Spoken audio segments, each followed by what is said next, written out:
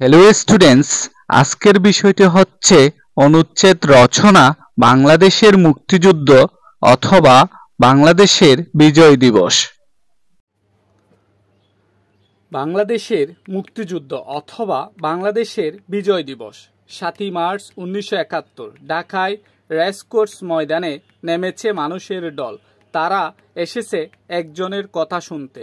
মঞ্চে এসে দাঁড়ালেন তিনি, বললেন স্বাধীনতার কথা। তিনি বঙ্গবন্ধু শেখ মুজিবুর রহমান।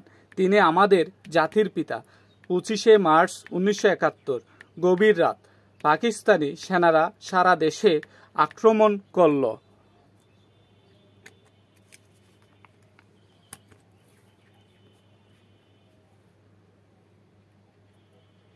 আগুনে পুড়িয়ে দিল বাড়িঘর, গুলি করল, মারা গেল শত শত বাঙালি। ২৬শে মার্চ ১৯৭১ শুরু হলো মুক্তিযুদ্ধ। গড়ে উঠল মুক্তিযোদ্ধাদের দল। তারা রোদে পুড়ল, বৃষ্টিতে ভিজল, শীতে কাঁপল, তবু লড়াই থামালো না।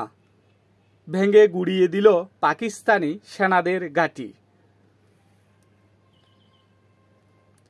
জীবন দিয়ে ছিনিয়ে আনল বিজয়।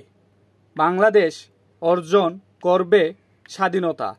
দীর্ঘ ৯ মাস যুদ্ধের পর ১৯৭১ সালে ১৬ ডিসেম্বর বাংলাদেশ শত্রুমুক্ত হলো। এলো আমাদের চূড়ান্ত বিজয়।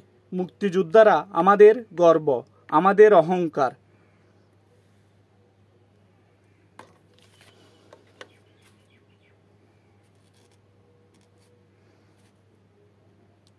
তাদের আমরা ভালোবাসি, শ্রদ্ধা করি।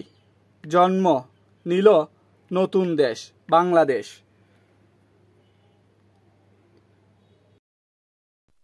তো ছাত্রছাত্রীরা, আজকে এতটুকু। যদি কেউ আমার চ্যানেলে নতুন হয়ে থাকেন, সাবস্ক্রাইব করে বেল আইকনটি বাজিয়ে দিবেন।